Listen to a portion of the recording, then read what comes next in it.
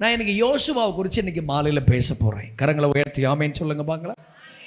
திரும்பி பாருங்கள் யோசுவாவை. சத்தமாக சொல்லுங்க பார்க்கலாம். நம்ம யோசுவாவை இல்லை, பைபிள் யோசுவா. எல்லாரும் யோசுவா திரும்பி பார்க்காதீங்க, திரும்பி பாருங்கள் யோசுவாவை. ஒரு அல்லேலூயா சொல்லுங்க பார்க்கலாம். திரும்பி பாருங்கள் யோசுவாவை. ஆமேன்னு சொல்லுங்க பார்க்கலாம். திரும்பி பாருங்கள். யாருக்குமே தராத ஒரு வாக்கு தத்தத்தை ஒரு மனுஷனுக்கு ஆண்டவர் தந்தார். நான் சொல்கிறத பொறுமையாக கேளுங்க, வேடிக்கை பார்க்காதீங்க, கண்ணுக்குன்னு அசர விடாதீங்க, நல்லா முழிச்சு கேளுங்க. எங்கே லைட்டாக கண் அசரதோ அங்கே ஃபேன் ஆஃப் பண்ணப்படும், லைட்டு ஆஃப் பண்ணப்படும் இயேசுவின் நாமத்தினால. அங்கே ஒரு ஆள் உங்களுக்கு பாதுகாக்க நிற்கப்படும், டக்கு டக்குன்னு அடிச்சுக்கிட்டே இருக்கிறதுக்கு. அதனால் நீங்கள் கொஞ்சம் கவனிக்கணும். நாங்கள் கஷ்டப்பட்டு உசுரை கொடுத்து நரம்பு புடைக்க வயிறு வலிக்க பிரசவம் பண்ணுவோம். அதனால் அப்படி உறக்கம் வந்துருச்சுன்னா யாருக்குமே தராத ஒரு வாக்குத்தத்தம் யோசுவாக்கு. யோசுவா 1:5, நான் உன்னை விட்டு விலகுவதும் இல்லை, உன்னை கைவிடுவதும் இல்லை. ஒரு அல்லேலூயா சொல்லுங்க பார்க்கலாம். இந்த வருஷமெல்லாம் நம்ம திரும்பி பார்க்க வேண்டிய ஒன்று, நம்மளை விட்டு விலகாதிருந்த ஒரு கர்த்தர். அல்லேலூயா சொல்லுங்க பக்கத்தில். உன்னை விட்டு விலகாதிருந்த கர்த்தர், உங்களை விட்டு விலகாதிருந்த. அம்மா, எத்தனையோ பேர் உன் கூட இருப்பேன், உன்னை பார்த்துக்குவேன் அப்படின்னு சொன்ன எத்தனையோ பேர் நம்ம கூட எனக்கு இல்லை. ஆனால் தாயின் கருவளை தெரிஞ்சு கொண்ட கர்த்தர் இதுவரைக்கும் நம்ம விட்டு விலகாமல், நம்ம கைவிடாமல், நம்ம இதுவரைக்கும் கர்த்தர் நடத்தி கொண்டே வந்திருக்கிறார். சரி சொல்லுங்க எல்லாரும், வாய் திறந்து வாக்கு தத்தம். வாய் திறந்து சொல்லுங்க வாக்கு தத்தம். சொல்லுங்க ஆண்கள் சொல்லுங்க ஐயா, வாக்கு தத்தம். பைபிளில் வாக்கு தத்தங்கள் 3 நிலைமைகளில் தரப்படுகிறது. எழுதுறவங்க எழுதிக்காங்க. 3 நிலைமைகளில் தரப்படுகிறது. 1, ஒரு மனிதனை கர்த்தர் அழைக்கும் போது. ஒரு மனிதனை கர்த்தர் அழைக்கும் போது.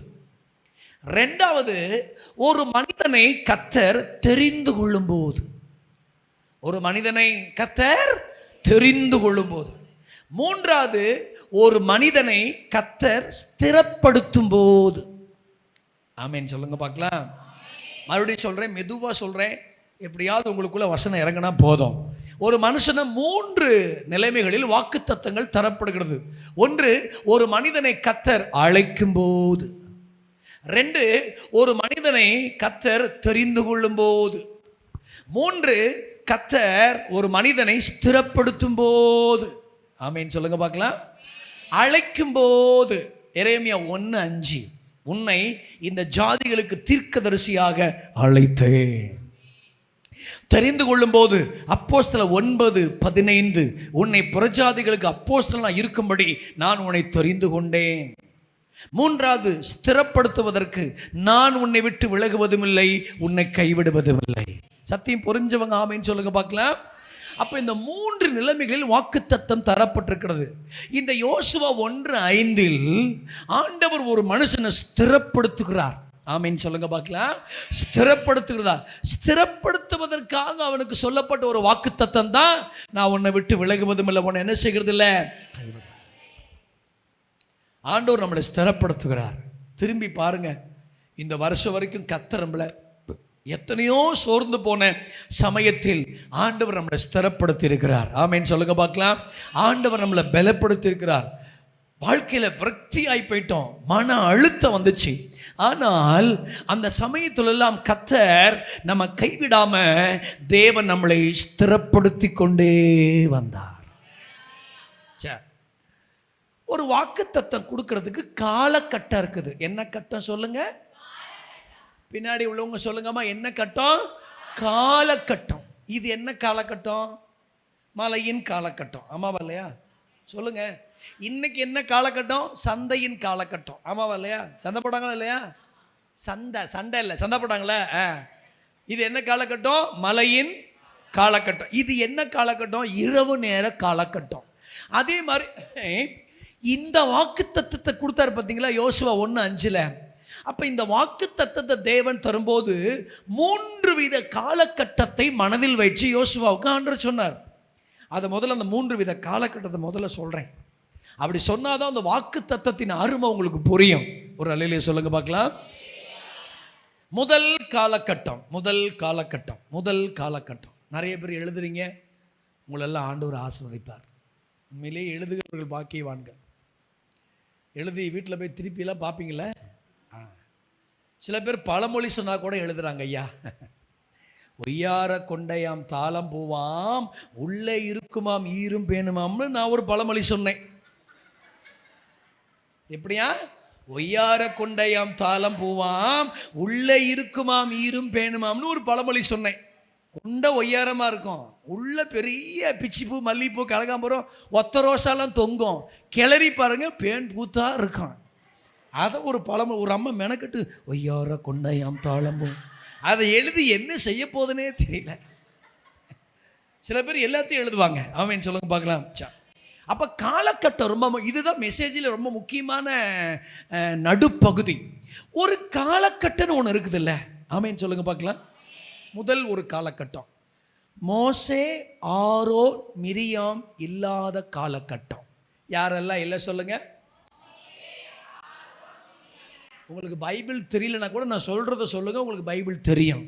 யாரெல்லாம் இல்லை?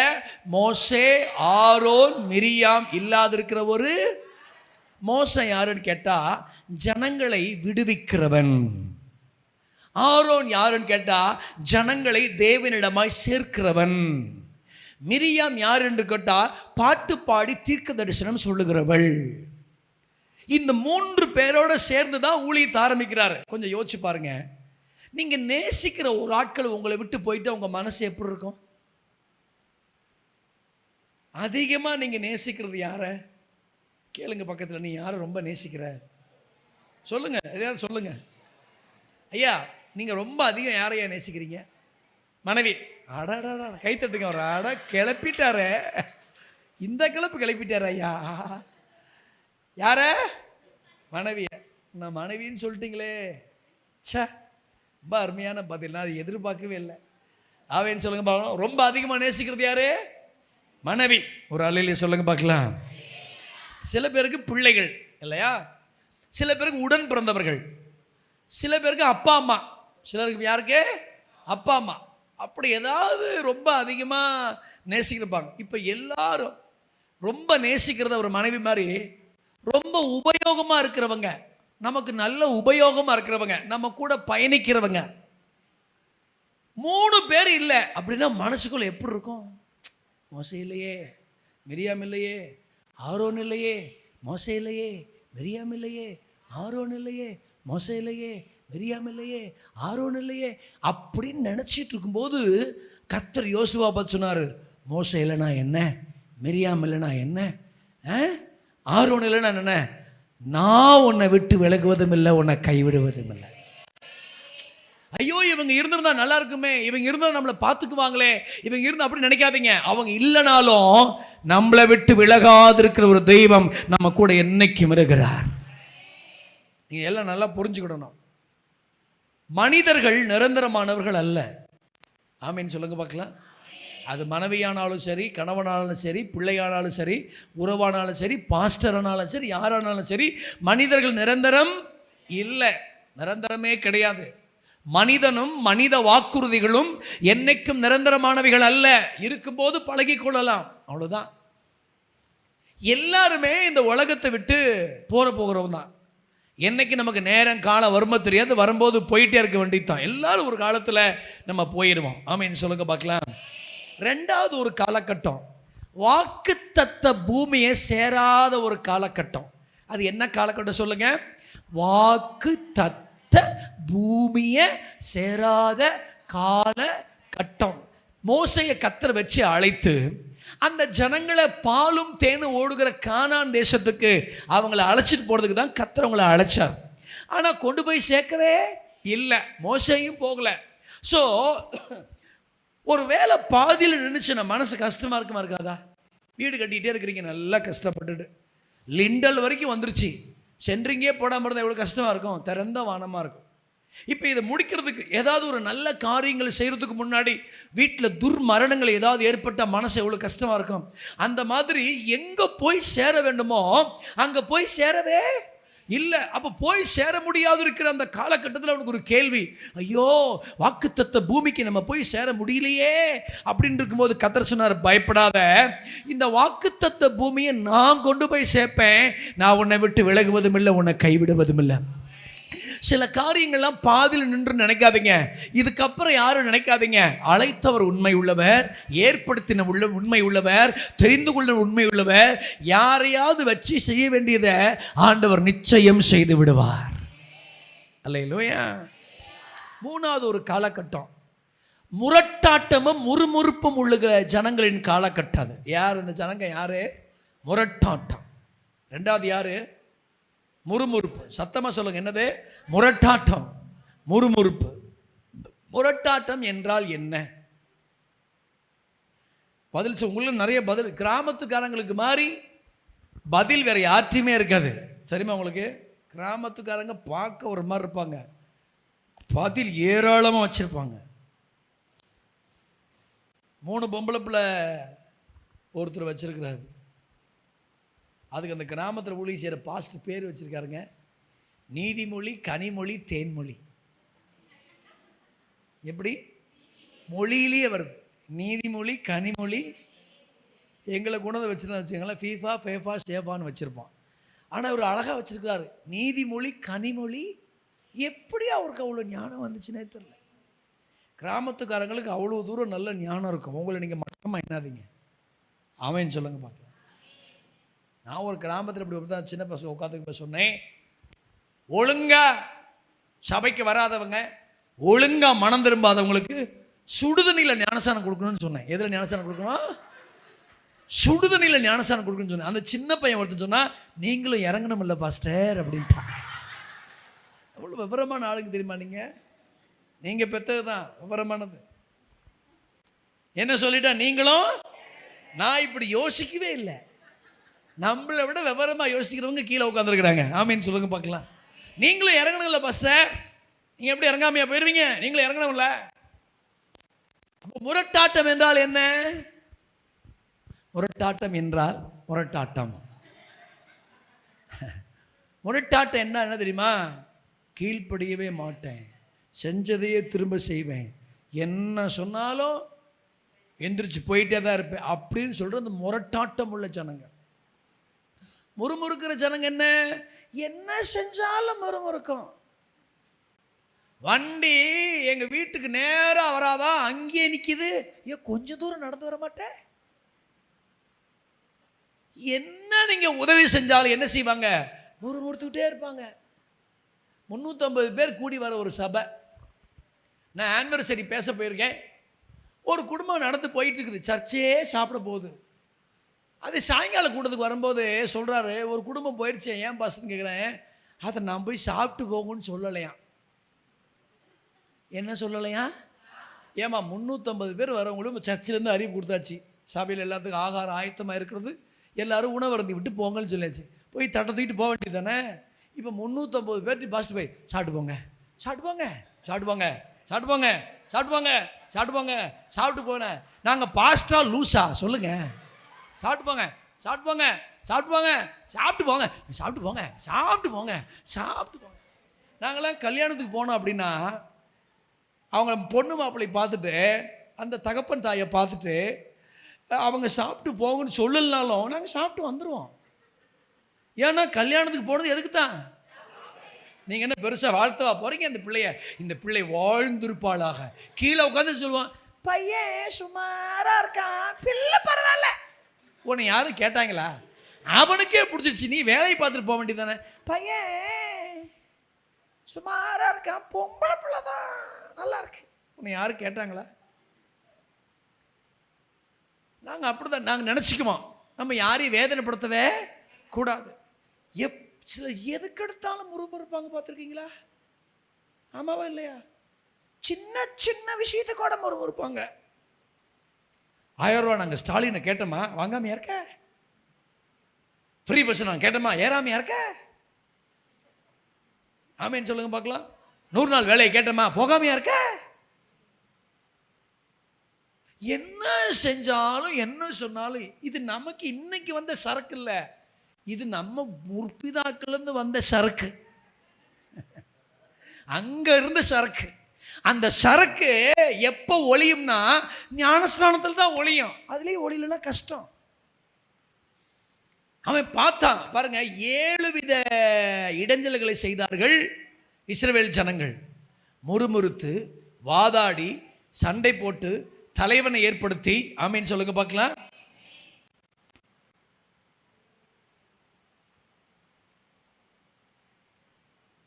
உங்கள் அப்பா வந்திருக்காராடா, அவன் நேராக உட்காரு.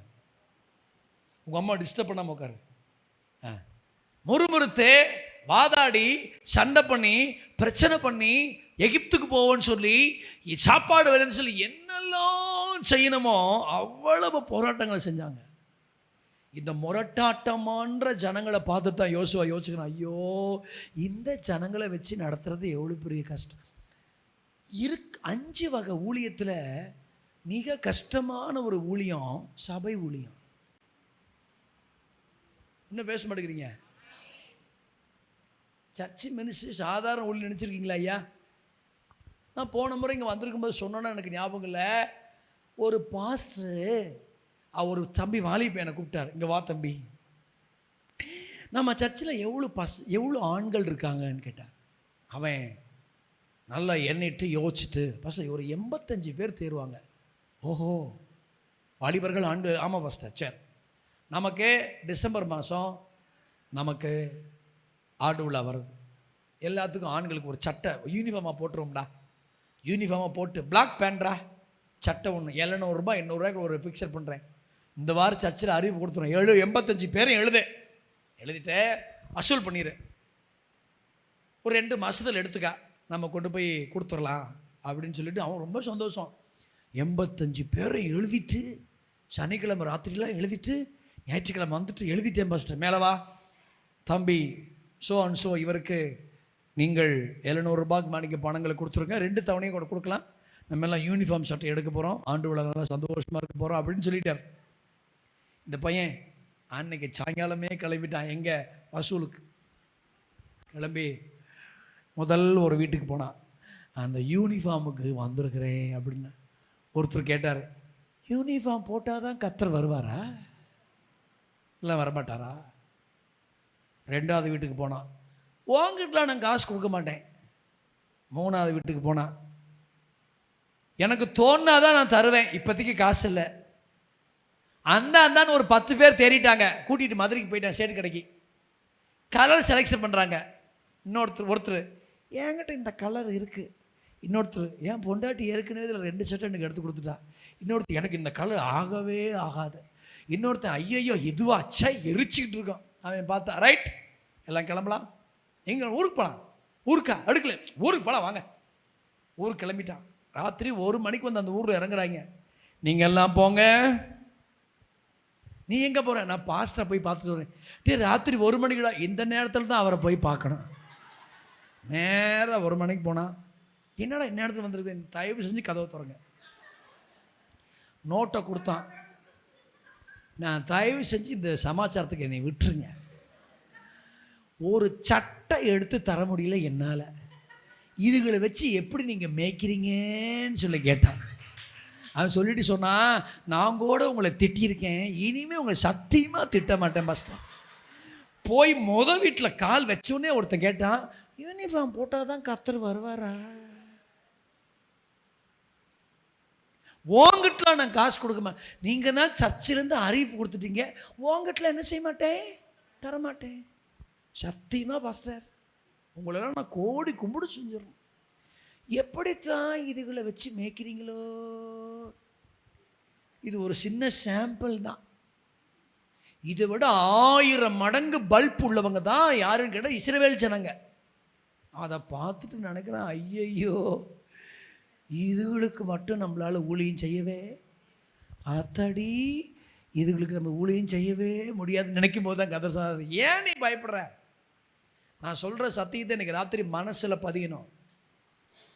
மோசேக்கு உனக்கு அப்படி ஜனங்க அமைஞ்சாங்கன்னா, யோசுவா உனக்குமா ஜனங்க அப்படி அமைவாங்க? மோசேயின் காலத்தில் சொல்லாத செய்திகளை யோசுவாவின் காலத்தில் ஜனங்க சொன்னாங்க, என்ன தெரியுமா சொன்னாங்க? நீ அனுப்புகிற இடத்துக்கு எங்கும் போவோம், நீங்க சொல்ற எல்லாத்தையும் செய்வோம், கர்த்தர் மட்டும் உம்மோடு இருந்தா போதுன்னு சொல்லி பிரிந்து நிற்கிற ஜனங்கள் யோசுவாவின் காலத்தில் இணைந்து வந்தார்கள். 2026 ஜனங்களுக்குள்ள ஒரு பெரிய மறுமலர்ச்சியை கர்த்தர் தருவார். பிரிந்து நிற்கிறவர்களை இணைந்து நிற்கிறவர்களாய் ஆண்டவர் மாற்றுவாராக. சபையை குறித்து, ஊழியத்தை குறித்து எல்லளவும் ஒரு நல்ல சிந்தனை கூட இல்லாதிருக்கிற ஜனங்களுக்குள்ள தேவனே நல்ல சிந்தனைகளை விதைத்து கொடுக்காதவர்கள் கொடுக்கவும், ஆமேன் சொல்லுங்க பார்க்கலாம். ஊழியம் செய்யாதவர்கள் ஊழியம் செய்யவும், ஜெபிக்காதவர்கள் ஜெபிக்கவும், ஜனங்களுடைய நிலைமைகளை தேவனால மாற்ற முடியும். முடியுமா? முடியாதா? நிச்சயம் முடியும். சொன்னாரு, பயப்படாத யோசுவா, நான் உன்னை விட்டு விலகுவதும் இல்லை ஒன்று. அப்போ ஒரு வாக்கு தத்தத்துக்கு பின்னாடி எவ்வளோ விஷயங்கள் அடங்கியிருக்கு பார்த்தீங்களா? சத்தியம் புரிஞ்சவங்க ராமேன்னு சொல்லுங்க. ஒரு வாக்கு தத்தத்துக்கு பின்னாடி சும்மா கிடையாது, எவ்வளோ நம்ம சும்மா நான் உன்னை விட்டு விலகுவதும் இல்லை, உன்னை கைவிடுவதும் இல்லை கர்த்தர் சொன்னார் அப்படின்னு போயிடும். அதுக்கு பின்னாடி எவ்வளோ பெரிய விஷயங்கள் இருக்குது பார்த்தீங்களா? கரங்களை உயர்த்தி சத்தம் ஆமேன்னு சொல்லுங்க பார்க்க. ஆகவே இந்த ராத்திரியில், ஆகவே தான் என்னுடைய செய்தி, திரும்பி பாருங்கள் அந்த யோசுவாவை. அவன் திரும்பி பாருங்கள் அந்த யோசுவா. அவனை பார்த்து ஆண்டவர் நான் உன்னை விட்டு விலகுவதும் இல்லை, உன்னை கைவிடுவதுன்னு சொன்னார்னா 5 காரணங்களை நான் சொல்ல போகிறேன். ஒரு அல்லையிலே சொல்லுங்க பார்க்கலாம். 5 காரணங்களை டக்கு மணி என்ன 7:45 ஏசுரத்தன் ஜெயம், இன்னும் 3/4 மணி நேரம் தான் இருக்குது. அல்லையிலே சொல்லுங்க பார்க்கலாம். ஒருவேளை செய்தியில் குறை விழுந்துருச்சுன்னா நாளைக்கு ராத்திரி அந்த நிறைய செஞ்சிருவேன், சரியா? எனக்கு நீங்கள் முழு முக்காடை போடுங்க, முக்காடு அரை முக்காடு முழு முக்காடை மாறட்டும் இயேசுவின் நாமத்தில். ரட்சிக்கப்பட்டிருக்கீங்களா? ரட்சிக்கப்பட்டவங்களுக்கு முழு முக்காடு போடணும்.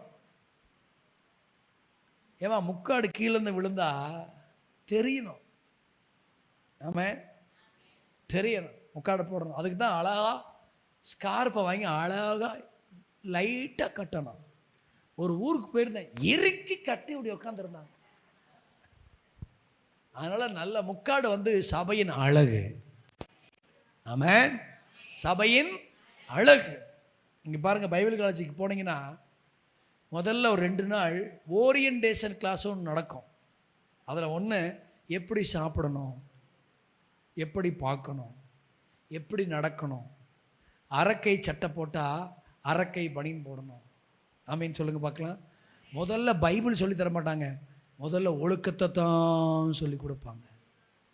சாப்பிட்டா இதுக்கு மேலே சாப்பாடு வரக்கூடாது. சில பேர் இங்கெல்லாம் சாப்பாடு ஆக்கிட்டு இருக்கோம், என்னதான் செய்யணும் தெரியல. அழைச்சுனா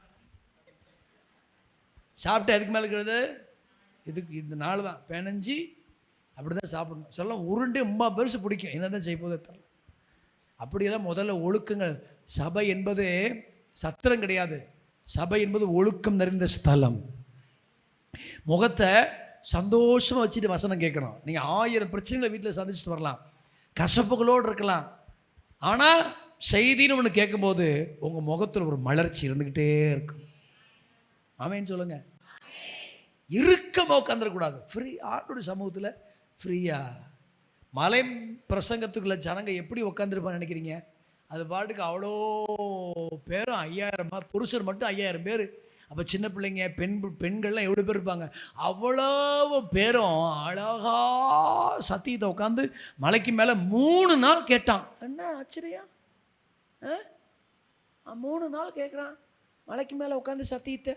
சோறு இல்லை, தண்ணி இல்லை, கடல மிட்டாய் இல்லை, மிட்டாய் கிடையாது, ஒன்றும் கிடையாது. அடிக்கிறாரு பிரசங்கத்தை. 3 நாள் கழிச்சு தான், டே இவங்களை இப்படியே அனுப்புனா கேட்ட பிரசங்கத்தில் அது சோர்ந்து கீழே டம்முன்னு விழுதுரும்டா, அதனால் ஏதாவது சாப்பாடு கொடுத்து அனுப்புவோங்கிறாரு அந்த ஜனம். நீங்கள் அதனால தான் புதிய ஏற்பாடை படித்து பார்த்தீங்கன்னா இயேசு பிரசங்கம் பண்ணினார் என்பதை விட உபதேசித்தார் என்பது தான் முக்கியம். சபைக்கு ஓயாமல் சுகமளிக்கிற கூட்டம் நடத்திக்கிட்டே இருந்தால் சரீரம் இருக்கிற வரைக்கும் நோவு இருக்கத்தான் செய்யும். மழை காலம் வந்துட்டாலே இருமல் வரும், காய்ச்சல் வரும், சளி வரும், வெயில் காலம் வந்தால் வேணத்தடமை வரும். ஆமாம் சொல்லுங்கள், ஆமாம் ஆமாம் எல்லாம் வரும். சரீரம் வரைக்கும் நோவு என்ன செய்யும்? இருக்கும். எப்போ பார்த்தாலும் சர்ச்சை ஜிஹெச்சாவே வச்சிருக்கக்கூடாது. அரே திரும்ப என்ன பாட்டிலுக்கு ஜோம் பண்ணி கொடுங்க, தண்ணி. எப்போ பார்த்தாலும் என்ன பாட்டில் தண்ணி பாட்டிலுமே தெரியாத. கொஞ்சமாவது உபதேசம் கேளுங்க. ஐயா, நீங்கள் ஆண்டவருக்காக நிலைச்சி நிற்கணும்னா சுகமளிக்கிறதுலாம் நீங்கள் நிற்க முடியாது. வந்தேன் வயிற்று வலிக்கு சோமண்ணே, ஒரு சோமன்னாரு, என்னை தேய்ச்சாரு, டப்புன்னு சரியாக போச்சு. சரி, என்ன செய்ய போகிற? வீட்டுக்கு போயிடுறேன். இதுக்கு எதுக்கு சுகம் கிடைக்கணும்? நீங்கள் இந்த சுகம் அளிக்கிறதுல அதெல்லாம் நீங்கள் பெருசாக வளர்ந்துக்கிட முடியாது. அதனால தான் இயேசுநாதர் புதிய ஏற்பாட்டை படித்து பாருங்கள், பிரசங்கம் பண்ணுங்கிறத விட உபதேசித்தார். சில பேர் எப்போ பார்த்தாலும் பாட்டாக பாடிட்டு இருக்கோம். ஒரு பாட்டு ஆரம்பிச்சுன்னா 15 பாட்டு பாடிட்டு இருக்கோம். பாட்டில் நீங்கள் வளர முடியாது. பைபிள் வசனத்தில் தான் வளரணும். உங்களுக்கு ஏன் ஆமேன் வரல தெரியுமா? வளர மாட்டுக்கிறீங்க. பைபிள் வசனத்தில் தான் வளரணும், உபதேசத்தில் தான் வளரணும். கை உயர்த்தி ஒரு அல்லிலே சொல்லுங்க பார்க்கலாம். இப்போ நாங்கள் டிசம்பர் மாதம் கல்வராயன் மலைன்னு ஒரு மலை இருக்குது சேலத்துக்கு பக்கத்தில். இப்போ 3 நாள் பிரசவம் பண்ண போகிறேன். நல்லா கவனிங்க. அந்த கல்வராயன் மலையில் ஆதிவாசி ஜனங்க, நல்லா கேளுங்க. இப்போ என்னை அந்த பாஸ்டர் கூட்டத்தை கூப்பிட்டுருக்கிறாரு. கூட்டத்தை கூப்பிடும்போதே சொன்னார், பாஸ்டர் ஒரு நேர பிரசங்கம் 2.25 மணி நேரம் பேசணும். கிராம ஜனங்க தான், படிப்பறிவு இல்லாத ஜனங்க, ஆதிவாசி ஜனங்க. அந்த ஜனங்க கண்டுபிடிக்கிறதுக்கு 1900 ஒரு வருஷம் சொன்னாங்களே, அந்த வருஷத்தில் கோயம்புத்தூரில் இருக்கிற பால் பொன்ராஜ் பாஸ்டரும் ஃபாரின் ஒருத்தரும் இந்த கல்வராயன் மலையில் ஜனங்கள் வாழ்கிறாங்கன்னு சொல்கிறாங்க, நம்ம போய் கண்டுபிடிச்சி இயேசு அறிவிச்சாங்க, சபை ஸ்தாபிக்கலாமான்னு சொல்லி. பஸ்ஸே கிடையாது, எந்த சக்கரம் எந்த வழியும் கிடையாது, சைக்கிள் கூட கிடையாது. அவர் சொன்னார், காலையில் 7 மணிக்கு அந்த கிராமத்தை தேடினோம், ராத்திரி 7 மணிக்கு தான் அந்த கிராமத்துக்கு போய் சேர்ந்தோன்னா எத்தனை மணி நேரம் நடந்திருக்காங்க? 12 மணி நேரம் நடந்து ஒரு கிராமத்தை கண்டுபிடிச்சிருக்காங்க ஊழியத்துக்கு. கேளுங்க, காதை திறந்து கேளுங்க. ஒரு ஆத்துமாவை சம்பாதிக்கிறதுக்கு, ஒரு ஊழியத்தை ஆரம்பிக்கிறதுக்கு 12 மணி நேரம் நடந்துருக்குறாங்க. அப்படி ஒரு ஊரில், அந்த இடத்துல ஆண்டவர் பல சபைகளை இப்போ கர்த்தர் எழுப்பிட்டார்.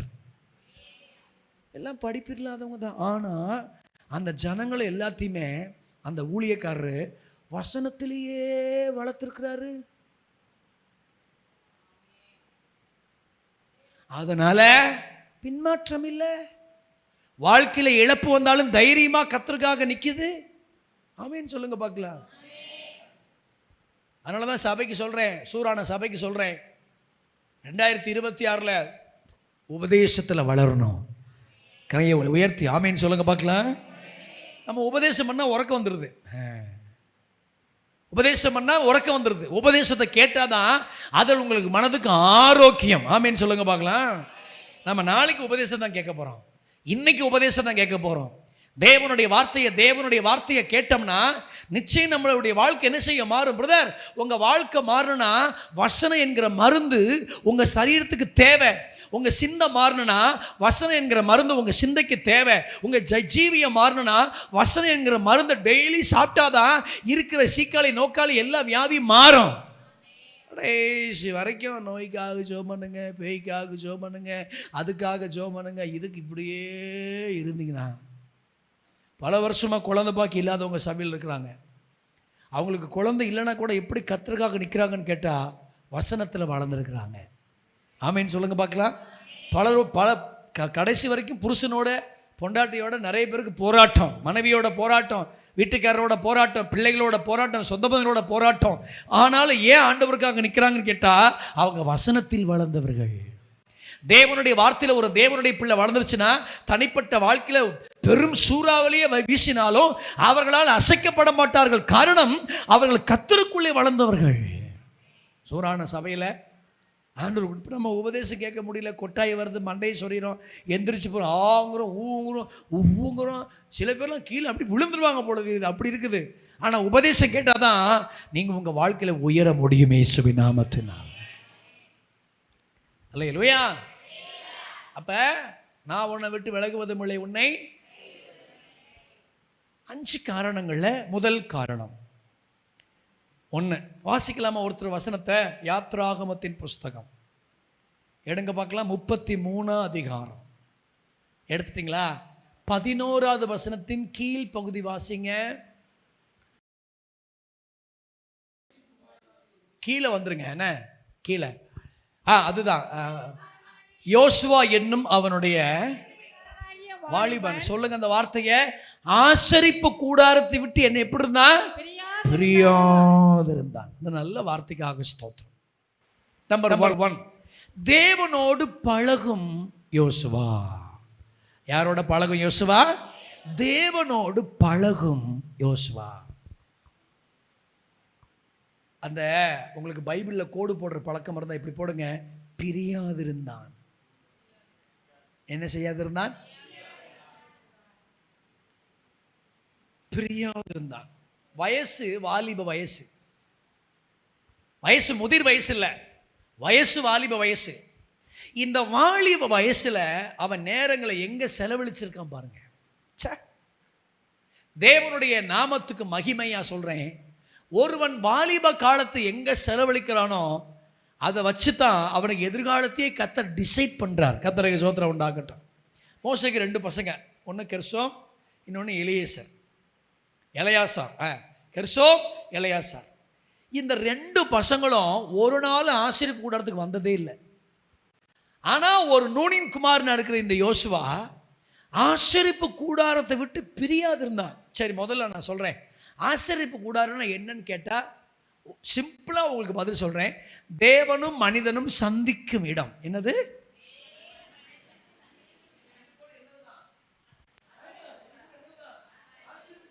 என்ன இங்கே யார் யார் சந்திக்கிறா? நீங்களும் தேவனும், நாமும் தேவனும். அப்போ சபை கூட ஒரு ஆசரிப்பு கூடாரம் தான். நீங்கள் வீட்டில் உட்காந்து கர்த்தரை சந்திச்சா கூட உங்கள் வீடு ஒரு ஆசரிப்பு கூடாரம் தான். ஆமீன் சொல்லுங்க பார்க்கலாம். அப்போ கர்த்தர் ஒரு மனிதனை சந்திக்கிற இடத்தை விட்டு ஒரு வாலிப வயசில் இருக்கிற அந்த யோசுவாவுக்கு பிரியவே முடியல பாருங்க. நான் உங்களை பார்த்து கேட்குறேன், யாரை விட்டு உங்களால் பிரிய முடியாது? கேளுங்க பக்கத்தில். யாரை விட்டு? நீங்கள் இப்போ ஆண்டவரெலாம் சொல்லாதீங்க, பூலோகத்தில் சொல்லுங்கள். யாரை விட்டு உங்களால் பிரிய முடியாது? ரொம்ப சிம்பிளாக சொல்லலாமே, எனக்கு மனசுக்கு பிடிக்கிறவங்களை விட்டு பிரியாமல் இருக்க முடியாது. அப்படித்தானே சொல்லணும். ஆமாவா இல்லையா? சொல்லுங்க. எனக்கு யாரை மனசுக்கு ரொம்ப பிடிக்குதோ அவங்கள விட்டு பிடிக்க முடியாது. சில நேரத்தில் வீட்டுக்காரம்மா வெளியில் வந்துட்டா வீட்டுக்காரம்மா ஃபோன் பண்ணோம். அந்த ஃபோனை எடுக்கிற ஸ்டைலு, ஐயோ என்ன என்ன வந்து தொலைவே இல்லை வெயி அப்படி சொல்கிற ஆட்கள்லாம் இருக்குது. ஆனால் அதுவே மனசுக்கு பிரியமாக இருந்துச்சுன்னா, சொல்லுமா எது வாங்கிட்டு வரணுமா? வரும்போது பால் பாக்கெட் 2 பாக்கெட் வாங்கிட்டு வந்து, சரிம்மா வாங்கிட்டு வந்துடுறேம்மா. ஏன்னா மனசுக்கு என்ன செஞ்சுருக்கு? பிடிச்சிருக்கு. நீங்கள் ஃபோன் பேசுறதுலே கண்டுபிடிச்சிடலாம். ஆ ஆ ஆ ஆ ஆ ஆ அவ்வளோதான், முடிஞ்சு. முக்கிக்கிட்டே முடிச்சிடுவாங்க ஃபோனை. அவ்வளோதான், முடிஞ்சிடும். ஆ ஆ ஆ அவ்வளோதான், முடிஞ்சு. அத்தோட சரி வையி அப்படி முடிச்சு. அதோடு என்ன செஞ்சிருச்சு? முடிஞ்சிருச்சு. அந்த ஃபோன் பேசுகிறதுல வச்சு நீங்கள் என்ன செஞ்சிடலாம்? கண்டுபிடிச்சிடலாம். ஒரு அல்லையிலே சொல்லுங்க பார்க்கலாம். ஏன்னா அவங்க மேலே ஒரு பிரியம் என்ன செய்யுது? சில பேர் நேரத்தில் பாருங்கள், நமக்கு பிரியமானவங்கள்ட்ட பேசிகிட்டே இருப்போம், நேரம் போனதே தெரியாது. பார்த்தா 20 நிமிஷம். அன்றைக்கி ஒரு பாஸ்டர் ராத்திரி 11 மணிக்கு ஃபோன் பண்ணுறாரு. அவர் அதை எதோ சொல்கிறாரு, நானும் ஆமாயா அப்படிதாயா அப்படிதாயா அப்படிதான் பேசிக்கிட்டே இருக்கிறோம். அவர் நிறைய குடும்ப பிரச்சனைலாம் பேசுகிறார், நான் தீர்வெல்லாம் சொல்கிறேன், சில ஊழிய பிரச்சனை. லாஸ்ட்டில் ஃபோன் எடுத்து பார்த்தா 12:30 மணி, 1.5 மணி நேரம் பேசியிருக்கோம். அவ்வளோ பிரச்சனை இருக்குது, வேறு வழியில் பேசிதான் ஆகணும். ஏன்னா அந்த ஊழியரை நேசிக்கிறோம். ஒரு ஆமீன் சொல்லுங்க பார்க்கலாம். அப்போ யாரை ரொம்ப பிடிக்குதோ அங்கே தான் நேரம் ரொம்ப செலவழிப்போம். இப்போ யோசுவாவுக்கு யாரை பிடிச்சிருக்குன்னு கேட்டால் தேவனை பிடிச்சிருக்கு. சில பேர் பார்த்தீங்களா ஆலயத்துக்கு லேட்டாக வரமாட்டாங்க, ஏன்னா அவங்களுக்கு ஆலயம் பிடிச்சிருக்கு. சில பேர் பார்த்துறீங்களா பாட்டுக்கு வாங்க அப்படின்னா அது பாட்டுக்கு வந்துக்கிட்டு இருக்கும்.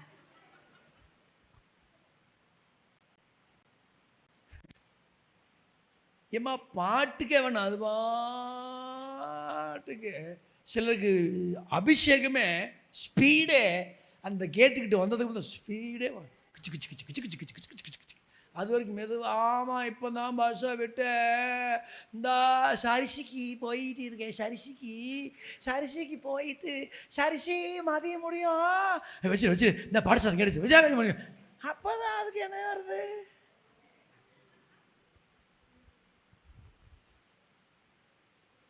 ஒரு காலத்தில் அப்படி கிடையாது. கர்த்தரை நேசித்தோம்னா, இப்போ நமக்கு ஞாயிற்றுக்கிழமை ஆறான எத்தனை மணிக்கு அங்கே சொல்லுங்கய்யா? 9 மணி, 9:15. பெங்களூரில் போயிருந்தேன். 5 மணிக்கு ஆராதனை காலையில். நம்ம ஊர் குளிரை விட 10 மடங்கு இருக்கும். நீங்கள் நான் என்னட்டப்பா கொண்டு போனீங்கன்னு வச்சுக்காங்களேன், அப்படி வெள்ளையாக மாறிடும். டப்பாவை அறுத்து தான் தேங்காய் எடுக்க முடியும் கட்டியாக. அதனால தான் நான் அந்த நவம்பர், டிசம்பர், ஜனவரி மாதம் பெங்களூர் போகும்போதெல்லாம் என்னை ஒரு ஹீட்ரு ரூம்லேயே தங்க வைப்பாங்க. ஹீட்ரு போட்டு விட்ருவாங்க, ரூமே சூடாயிரும், தூங்க முடியும். இல்லைனா கையில் கிட்டு ஆடிடும். அங்கேயே 5 மணிக்கு வந்து சர்ச்சுக்கு நிற்கிறதுங்க ஜனங்க. நம்ம 8:30 மணிக்கு பப்பரப்பாட தூக்கிட்டு எந்திரி கிளம்பு ஓடு சாப்பாடு சோப்பாடு துண்டங்க வா ஓடியா. அந்த ஆலயத்துக்கு கூட்டத்துக்கு போடுங்கிற அந்த எண்ணமே இல்லை. ஓடு டக்குன்னு. வீட்டில் இருக்கிறது ஒரே பாத்ரூம், இருக்கிறது 4 பேர். அதை கணக்கு பண்ணி சீக்கிரமாக குளிக்கணுமா குளிக்கூடாதா தெரியாது. சில பேர் பெண்கள், எப்போவுமே பெண்கள் ஸ்பீடாக கிளம்பிடுவாங்க. உடனே கேட்பார், என்ன இவ்வளோ ஸ்பீடாக போகிறா, நீயா போய் பிரசங்கம் பண்ண போகிற, உட்கார தமிழ் மெதுவாக போ இரு. ஆவிவே அவிச்சிருவாங்க. ஆமேன்னு சொல்லுங்க. நான் ஏன் ஆலயத்துக்கு நேரமாக போகிறேன்? பாஸ்டருக்கு பயந்தல்ல, நான் ஆண்டவரை நேசிக்கிறேன். ஏன் என்னால் விட்டு பிரிய முடியல? தெய்வத்தை நேசிக்கிறேன். ஆமேன்னு சொல்லுங்க பார்க்கலாம். ஆண்டவரை நேசிக்கிறேன், தெய்வத்தை நேசிக்கிறேன். அதனால என்னால் இருக்க முடியல. காலையில் எந்திரிக்க வேண்டியது பாருங்க. சனிக்கிழமை ராத்திரியே நமக்குள்ள ஜிக்குன்னு எரியணும். எப்படி எரியணும்? நாளைக்கு ஆராதனடா, சீக்கிரமாக போயிடணும்டா, நம்ம முதல்ல உட்காரணும்டா. ஒரு காலத்தில் நாங்களாம் ரட்சிக்கப்பட்ட புதுசில் எனக்கு நல்லா ஞாபகம் இருக்குது. எங்கள் அப்பா எங்கள் அம்மாலாம் 8:45 ஆராதனா, 8:15 மணிக்கு இந்த பக்கம் அந்த பக்கம் ஜனங்க அந்த 8:45 ஆராதனை ஆரம்பிக்கிற வரைக்கும் சோத்திரம் பண்ணிக்கிட்டே இருப்பாங்க. ஸ்டேஜில் வந்து நின்று பாட்டு பாடனா அக்குன்னு இறங்கும் சபையில். இப்போ என்ன ஆத்துமா போடுற வரைக்கும் ஆத்துமா சர்ச்சைக்கு வந்துகிட்டே இருக்குது. யாரையும் நான் குற்றப்படுத்தி பிரசங்கம் பண்ணல, நம்மளை மாற்றிக்கலான்னு சொல்லி பிரசங்கம் பண்ணுறேன். ஒரு அல்லையிலே சொல்லுங்க பார்க்கலாம். நம்மளை என்ன செய்யலாம்? நம்மளை மாற்றிக்கலாம். ஒருத்தனுக்கு சின்ன வயசில், வாலிப வயசில் பெரிய மனசு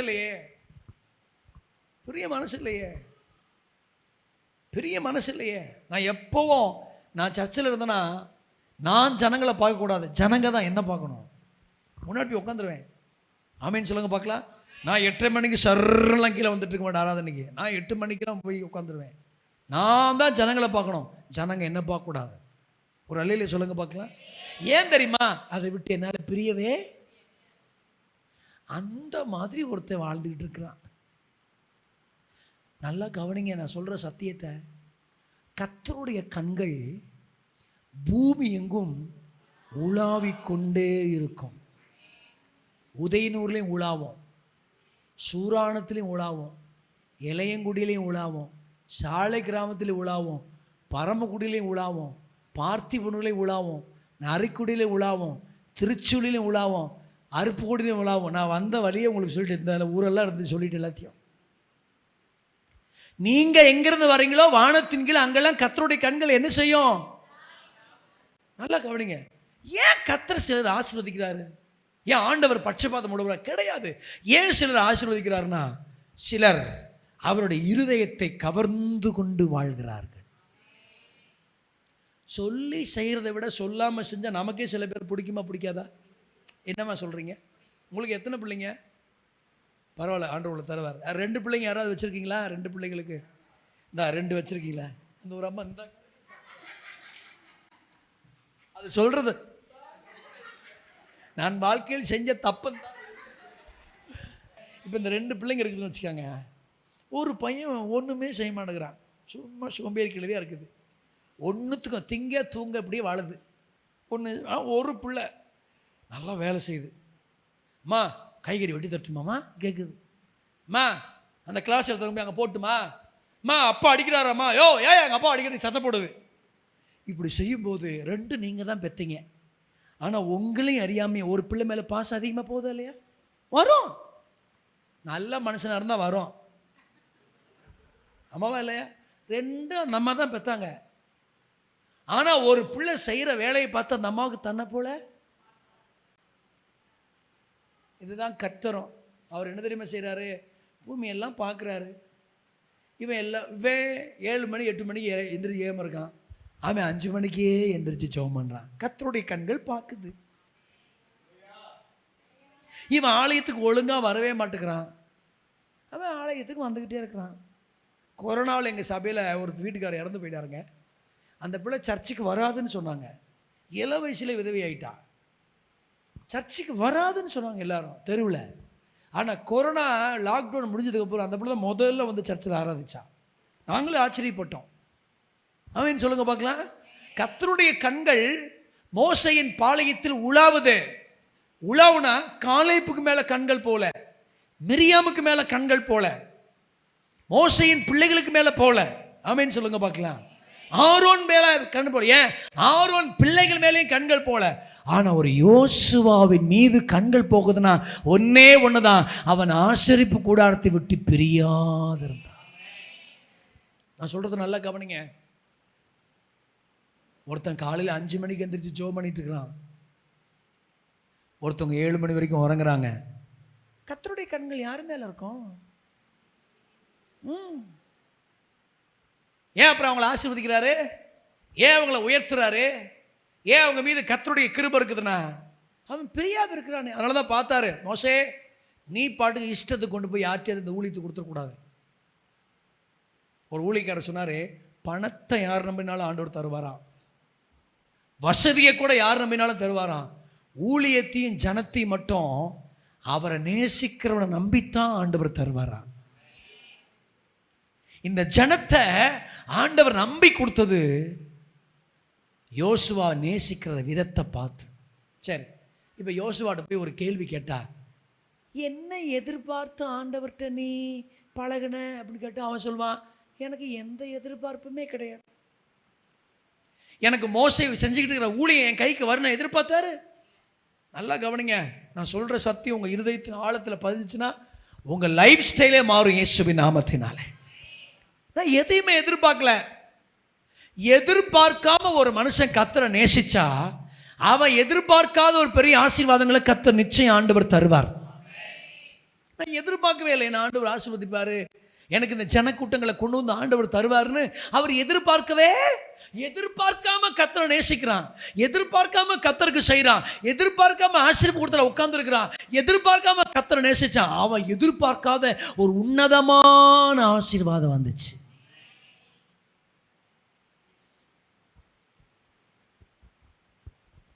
அல்லேலூயா. 3 பொம்பளை பிள்ளைங்க ஒருத்தருக்கு தேனியில். 2வது பொண்ணை ஒருத்தன் கல்யாணம் பண்ணுறதுக்கு சர்ச்சுக்கு போனான்.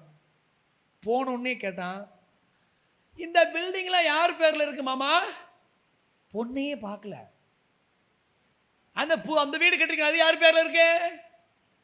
இந்த பக்கத்து இடம்லாம் யாருது? ஆவியானவர் சொன்னாராம், டீயை மட்டும் கொடுத்துட்டு உடனே அவனை அனுப்பிடு அப்படின்ட்டாரான். எதை கொடுத்துட்டு? டீயை மட்டும். அவன் அந்த பொண்ணை நேசிச்சு வரல, எதை நேசிச்சு வர்றான்? பொருளை.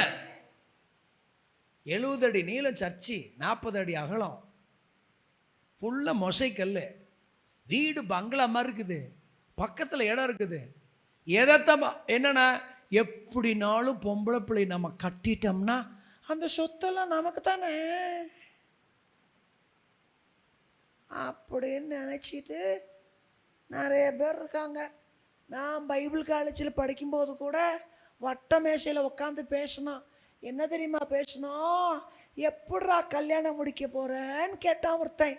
தெரியலடான்னு சொன்னேன் நான். அவன் சொன்னா, நீ கல்யாணம் முடிச்சா நாகர்கோயிலில் போய் பொண்ணுடுறா. ஏன்? அங்கே தான் அலோன் கேட்டால் கூட கிலோன்னு தொங்குமா. உங்களுக்கு நாகர்கோயில் கல்யாணத்தை பற்றி உங்களுக்கு எவ்வளோ தெரியும்னு தெரில. 7 கூட்டு போடுவான், 3 பாயாசம் போடுவான், 2 கறி போடுவான், 150 பவுன் சர்வ சாதாரணமாக கொடுப்பான். நம்ம 150 பவுன் எழுதி வச்சுக்கிட வேண்டியது தான். அண்ணா என்னையெல்லாம் ஒன்றும் செய்ய முடியாதுண்ணே, விட்டுருங்கண்ணே, போயிடுச்சு அது. 150 பவுன் அழகாக கொடுப்பான். அப்போ சொன்னான், நீ கஷ்டப்பட்டா கூட அந்த குடும்பம் உன்னை பார்த்துக்கும்டா. இன்னொருத்தர் சொன்னான், அது ஒன்று ஞாபகத்தில் வச்சுக்கா சர்க்குணா. இன்னொன்று சொல்கிறேன், பாஸ்ட் மகளா பாரு, ஆம்பளை பையன் இல்லாத வீடா பாரு. ஏன்னா பாஸ்ட் மகளானே கல்யாணம் பண்ணிட்டீன்னா அந்த முழு சர்ச்சு உனக்கு வந்துடும்ல. நீ கஷ்டப்பட்டு கையை ஊனி ஊழியம் செய்ய வேண்டாம்ல. என்னான்னு 2 பொம்பளை பிள்ளை வச்சுருக்க, எப்படி எதிர்பார்த்து எங்களை தேடி வர்றாங்களோ தெரியல. கத்தர் தான் எங்களை காப்பாற்று. ஒரு அல்லையிலே சொல்லுங்க பார்க்கலாம். நான் அப்படி ஒரு நாள் விதைக்கவே இல்லை. ஆமேன்னு சொல்லுங்க பார்க்கலாம். நான் ரொம்ப கஷ்டப்படுற குடும்பத்திலேருந்து தான் ஒரு பொண்ணு எடுத்தேன். ஆமேன்னு சொல்லுங்க பார்க்கலாம். அவங்களால கல்யாணம் கூட செஞ்சு கொடுக்க முடியாத கஷ்டம் தான் எடுத்தேன். அதனால் நிச்சயம் நான் அப்படி இச்சிக்காமல் இருந்ததுனால எங்களுக்கு வர்றது இச்சிக்காமல் வருன்னு இயேசுவின் நாமத்தில் நம்புகிறோம்.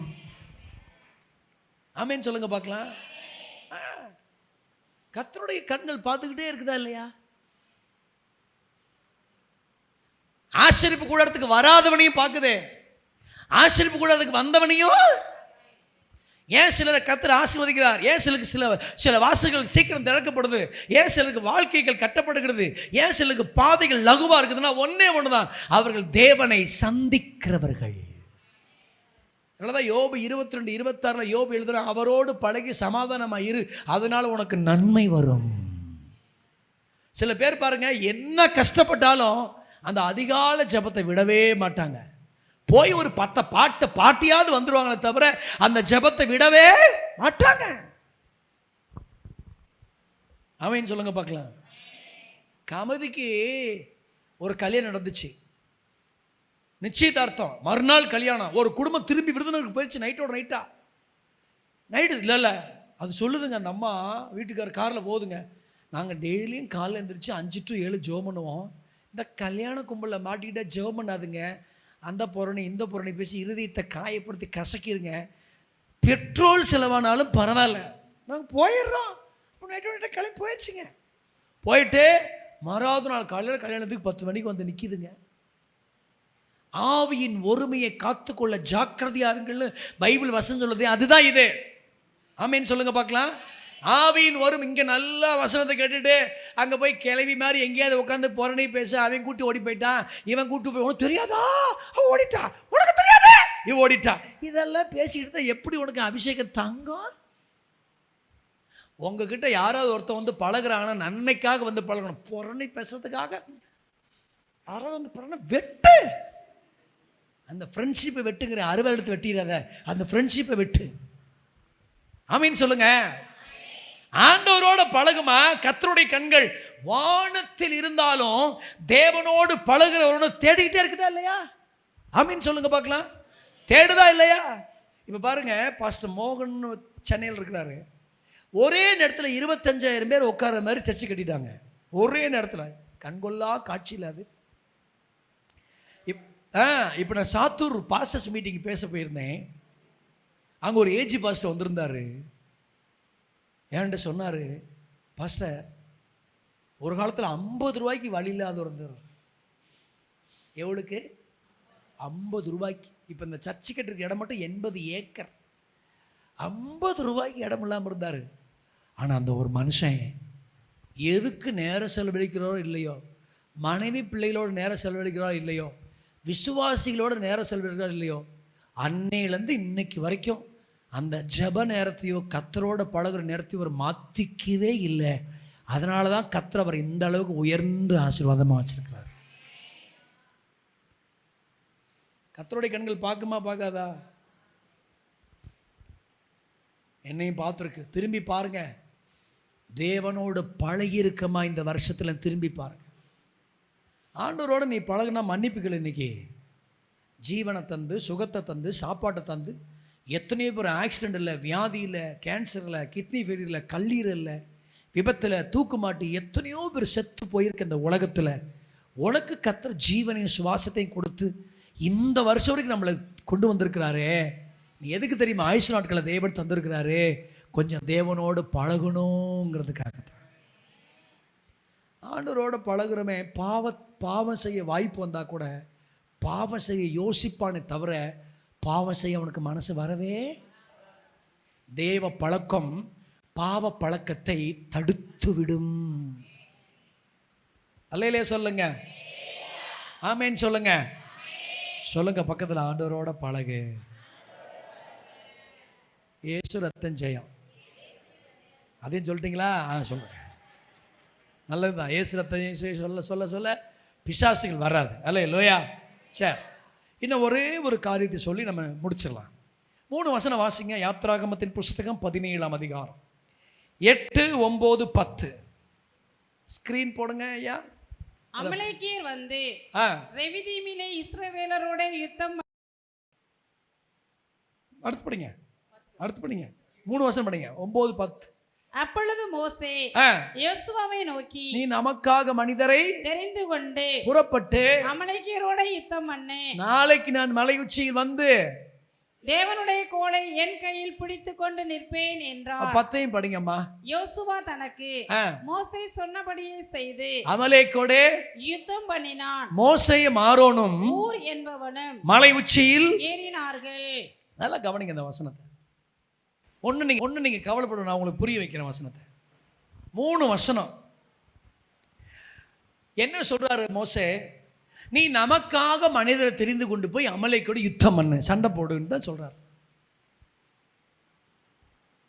ரெவித்தீமில வந்து பாளையம் இறங்கி இருக்கிறாங்க. அமலேக்கர் யாருன்னு சண்டைக்கார பயலுக. யோசுவாவுக்கு தேவ பழக்கம் இருந்துச்சே தவிர யுத்தம் செய்கிற பழக்கமே இல்லை.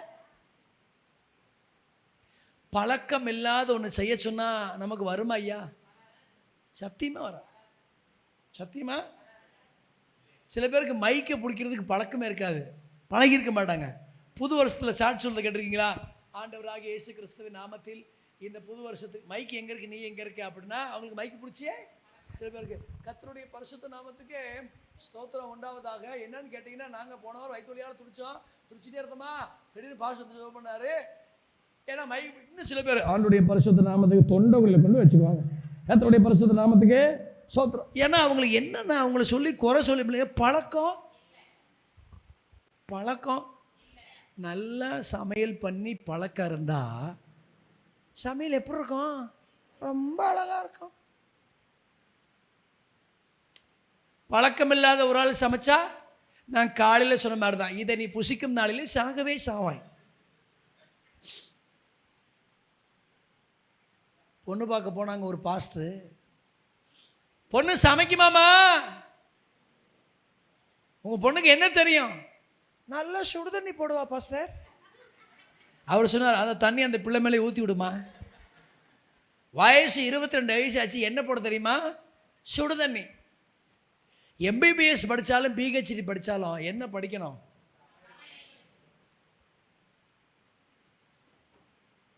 எங்கே போய் எவ்வளோ பெரிய ஊசி போட்டாலும் ராத்திரி வந்து சோறு திங்கணுமா திங்கக்கூடாத? நிறைய பேருக்கு அந்த அறிவே இல்லை பாருங்க. நான் ஆற்றூர்னு ஒரு ஊர் இருக்குது, நாகர்கோவில் ஆற்றூர். அங்கே நாகர்கோவில் பக்கத்தில் ஐபிசி சென்ட்ரல் கன்வென்ஷன் பேச போயிருந்தேன். சனிக்கிழமை மதியம் எனக்கு மீன் குழம்பு கொடுத்தாங்க. முதல் சாப்பாடு மீன் குழம்பில் சாப்பிட்டேன். 2வது சாப்பாடு மீன் குழம்பில் வாங்கினேன். 3வது சாப்பாடும் மீன் குழம்பு. 4வதும் மீன் குழம்புல வாங்கினேன். மோர் குழம்பு வேண்டாம், சாம்பார் வேண்டாம், ரசம் வேண்டான்ட்டேன். ஏன் வேண்டானா, குழம்பு அவ்வளோ டேஸ்ட்டு. அடாடாடாடாடாடா பிச்சுட்டாங்க குழம்ப. மீன் குழம்பு இப்படி வைக்கலாமா? பாஸ்டமா கூடு, பாஸ்டமா வாங்க. அது பயந்துக்கிட்டு என்னங்க, ஒன்றும் இல்லை, அற்புதமாக மீன் குழம்பு வச்சுருக்கீங்களே அப்படின்னு. அந்த அம்மா சொன்னிச்சு, நான் வைக்கலைங்க பாஸ்டர். யார் வச்சா? என் பையன் வச்சான். யார் வச்சா? MBA படித்த கிராஜுவேட் அந்த பையன். மீன் குழம்பு பிச்சு உதறான். சாயங்காலம் டீ கொடுக்கும்போது ஒரு கேக் கொண்டு வந்து கொடுத்தான். வித்தியாசமாக இருந்துச்சு. ஏதுடான்னு கேட்டேன். நானா செஞ்சேன். இந்த கேக்குக்கும் மீன் குழம்புக்காக கூட அடுத்த வருஷம் உங்கள் அப்பா தேதி கேட்டார்னா நான் நிச்சயம் தர வேண்டான்னு சொல்லிட்டு வந்திருக்கேன். அவன் சொன்னா, என்னடா இப்படி சமைக்க பழகிருக்கேன்னு. எனக்கு வரப்போகிற பொண்டாட்டி எப்படியோ நமக்கு, அதனால் நான் கொஞ்சம் ஆயத்தமாயிக்கிறேன். ஏங்க எனக்கு அந்த பையனை ஒரே பையன், அந்த பாஸ்டருக்கு பார்த்தீங்கன்னா வீடு கூட்டுறான், சமையலில் காலைல தோசை விட்றான், காலையில் தேயிலை, நார்வேல தேயிலைன்னு சொல்லுவாங்க, வரக்காப்பியை பிளாக் டீயே தேயிலைம்பாங்க, அதை காலைல கொண்டு வந்து கொடுத்துட்டான். எனக்கு நேற்று அவங்க அப்பா பேசினார். அவர் தான் தமிழ்நாட்டில் இருக்கிற எல்லா ஐபிசி சபைக்கு செக்ரட்டரி. அவங்க ஜனவரி மாதம் ஜெனரல் கன்வென்ஷனுக்கு அப்பாவை ஒரு நாள் கிடைக்குமா அப்படின்னு கேட்குறதுக்காக எனக்கு ஃபோன் பண்ணாங்க. நான் சொன்னேன், பாஸ்டரையா உங்கள் பையன் சாட்சி நான் ஊரெல்லாம் சொல்லிகிட்டு இருக்கேன்னு. ரொம்ப சந்தோஷம் பாஸ்டர் அப்படின்னார். ஒரு பையன் எப்படி பழகியிருக்கான். அப்பா அவனுக்கு பழகிறதுனால மீனை வெட்டுறது, மீனை சைஸ் பண்ணுறது, அழகாக இஞ்சி சேர்க்குறது, பூண்டு சேர்க்குறது, அதை சேர்க்குறது, ஜம் ஜம் ஜம்முன்னு வச்சு மீன் குழம்பு கொண்டு வச்சுட்டான். என் நாக்கு எப்படின்னா, என் நாக்கு ஊரெல்லாம் சாப்பிட்ட நாக்கு, ஒரு சோறு இல்லை, பிச்சைக்கார மாதிரி என் வயிறு, குப்பை தொட்டி மாதிரி எல்லா சாப்பாடையும் சாப்பிட்டேன் நான்.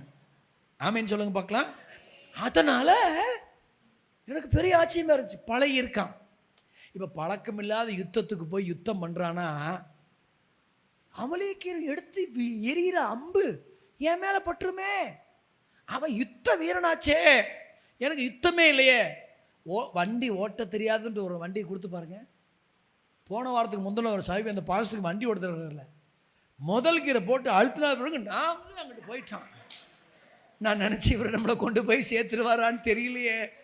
நான் நினச்ச பாஸ்டர் நான் கூட ஓட்டலாமான்னு கேட்டேன். அவர் கீரை நைஸாக போடணும், அவர் கடப்பார் இப்படி மாதிரி அடக்குறார். நான் நினச்சேன் பாவம்தான்.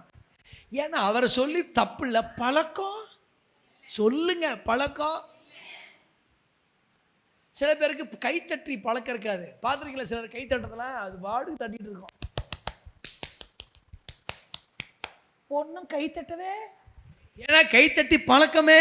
சில பேருக்கு ஸ்தோத்திரம் சொல்லி பழக்கம் இருக்காது. ஏங்க ஏம்மா ஒரு உசுவாசி பார்த்தா ஒரு ஊழியக்கார பார்த்தா ஏங்காதம்மா ஸ்தோத்திரம் சொல்லம்மா, ஏன்னா அதுக்கு பழக்கமே. சில பேருக்கு குடும்பத்தை எப்படி நடத்தணும்னு பழக்கமே. எதுக்கு எடுத்தாலும் பொண்டாடி பொத்து பொத்து பொத்து பொத்துன்னு அடிக்கிறது தான் பழக்கம். குதிரை ஓட்டுற மாதிரி இப்படியே தான். ஏன்னா அவங்களுக்கு பழக்கமே. சொல்லுங்க, பழக்கமே இல்லை. குடும்பத்தை நடத்தி பழக்கமே, வீட்டுக்காரர் நடத்தி பழக்கமே இல்லை. அவர் புருஷர் சர்ன்னு வருவார், சர்ன்னு போடுற ஒன்றுமே தெரியாது. புருஷர், ஏன்னா அவருக்கு பழக்கமே இல்லை. எதுக்கு எடுத்தாலும் சண்டை தான். ஆமேன்னு சொல்லுங்க. எங்கள் ஊர் பாஷையில் சொல்லுவாங்க, உன் புருஷன் எப்படிமா, ஒரு கிறிசு கெட்டவன் பாஸ்டர். அது என்ன தமிழ் வார்த்தைனே தெரில. என்ன கெட்டவன்? கிறிசு கெட்டவன் பாஸ்டர் அப்படின்னு அர்த்தம்னா திடீர்னு ஒவ்வொன்று யோசிப்பான். நிறைய பேருக்கு குடும்பம் நடத்தி பழக்கம் இல்லாத ஒன்று நீங்கள் போய் செய்ய சொன்ன எப்படி இருக்கும் சொல்லுங்க? கஷ்டமா இல்லையா? ஏன் கர்த்தர் யோசுவை விட்டு விலகலைன்னா காரணம் சும்மா கிடையாதுங்க. பழக்கம் இல்லை, உனக்கு பழக்கம் இல்லை, யுத்த பழக்கம் இல்லை. இதில் ரெண்டு பெரிய விஷயத்தை யோசுவா செய்யணும். என்ன தெரியுமா செய்யணும்? சூஸ் பண்ணணும் ஜனங்களை. நீ நமக்காக மனிதரை இந்த சூஸ் பண்ணுறது தான் பெரிய விஷயமே. குடும்பத்துக்கூட மருமகனை சூஸ் பண்ணுறதுக்கு பாருங்க, கடைஞ்செடுத்து சூஸ் பண்ணாலும் எங்கேயாவது ஒரு ஓட்டம் இருக்கத்தான். கடைஞ்செடுத்து சூஸ் பண்ணுறது எவ்வளோ பெரிய விஷயம் தெரியுமா உங்களுக்கு? தெரிந்து கொள்றதுங்கிறது அதுவும் சாதாரணமானது. யுத்தம் பண்ணணுமே, இவன் சரியாக வருவானா? இந்த மாதிரி பழக்கம் இல்லாத ஒன்றை மோசே செய்யும்போது நானாக இருந்தேன். ஐயா, அவன் அமலேக்கிற ஐயா, அவன் என் மேலே அம்பை விட்டானா நான் செத்துருவேன் ஐயா. நான் போய் சோத்திரம் பண்ணதான் லாக்கியே தவிர அம்பு விடுறது எனக்கு லாக்கியே அப்படின்னு ஒதுங்கி இருப்பேன். ஆனால் யோசுவா பாருங்களேன், எனக்கு அந்த வேத பகுதி அவ்வளோ அருமையாக பிடிச்சிச்சு. எனக்கு யுத்தம் பண்ணி பழக்கம் இல்லை. நான் சொல்கிறத நல்லா கவனிங்க. யுத்தம் பண்ணி பழக்கம் இல்லை, ஆனால் ஒரு தேவ மனுஷன் சொன்னா யுத்தம் செய்ய என்னை ஒப்பு கொடுக்கிறதுக்கு மனசு இருக்கு. பழக்கத்தை விட ஒப்பு கொடுத்தல் தேவனுடைய இருதயத்தை கவர்ந்து கொள்ளும் சக்தி உள்ளது.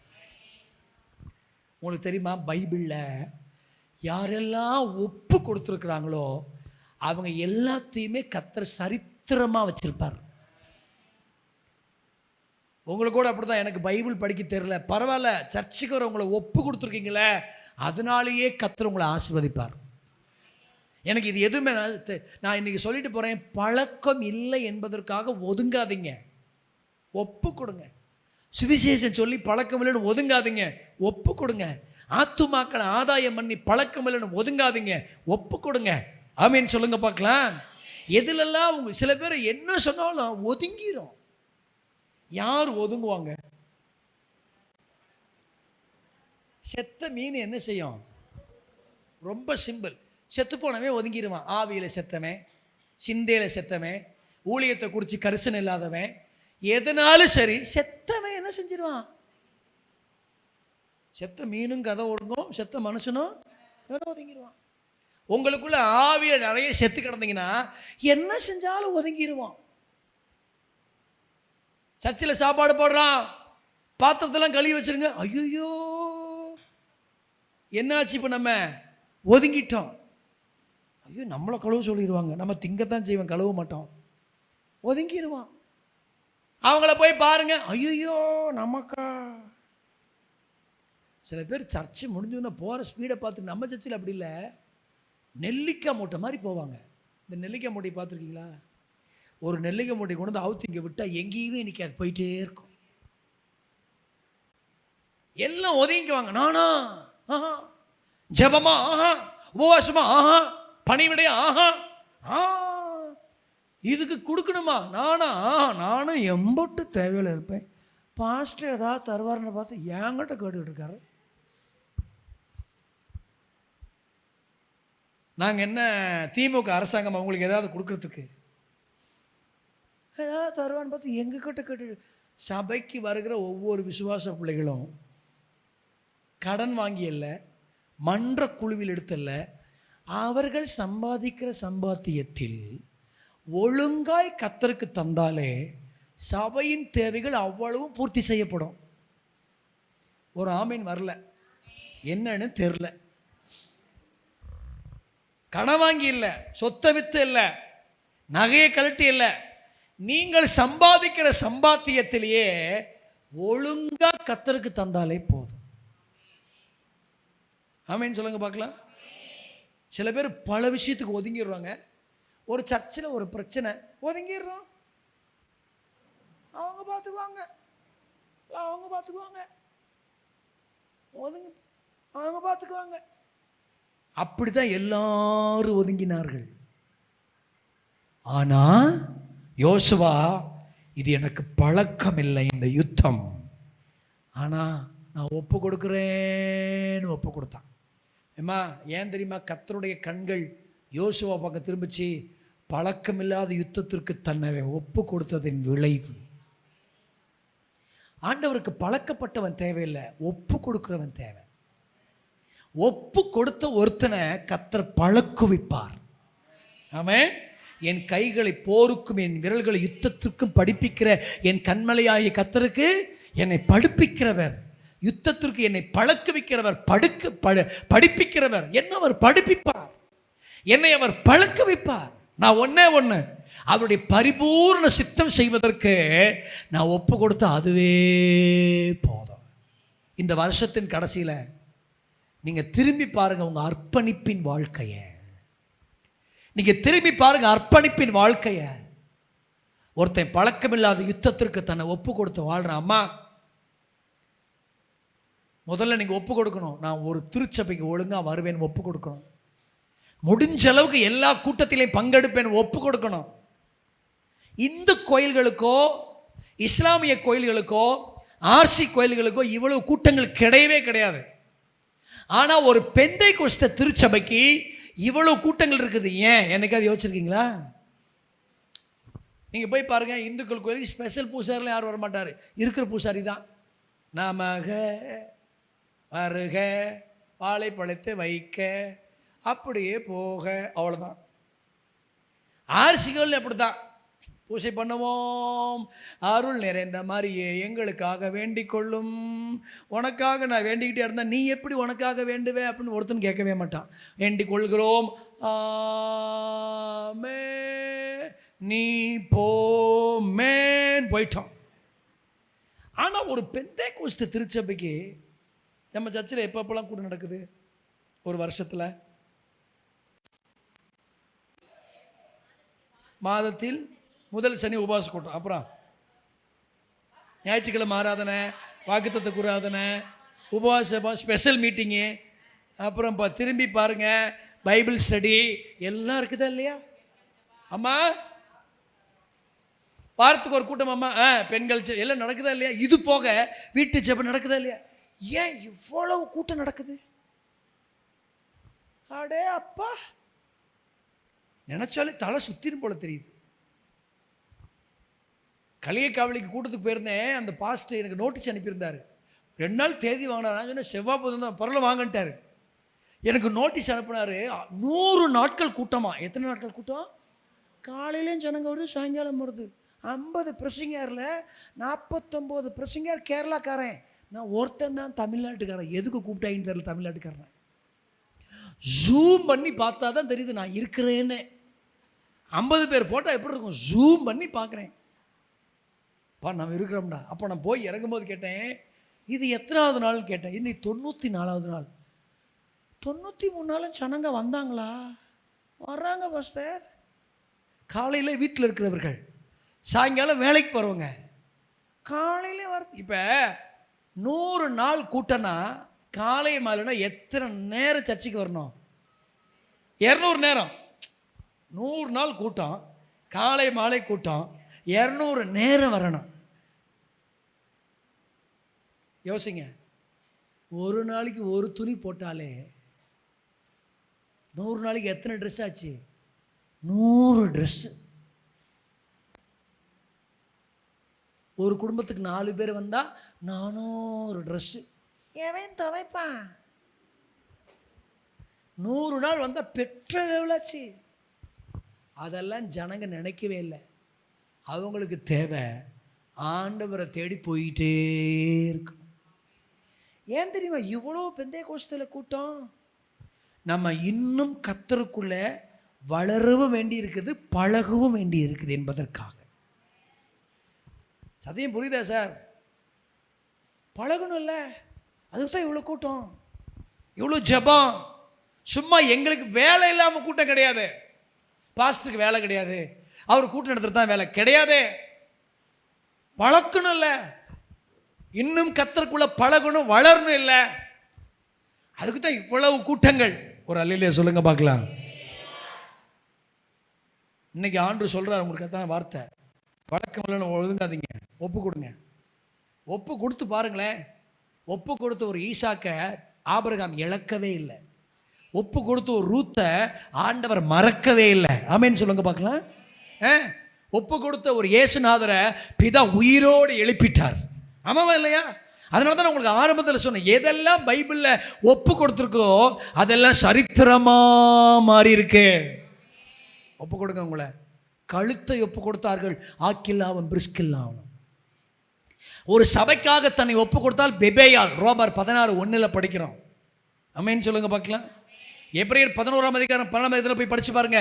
கிறிஸ்துவுக்காக தங்களை ஒப்பு கொடுத்தவர்களின் பட்டியல்கள் அங்கே இருக்கிறது.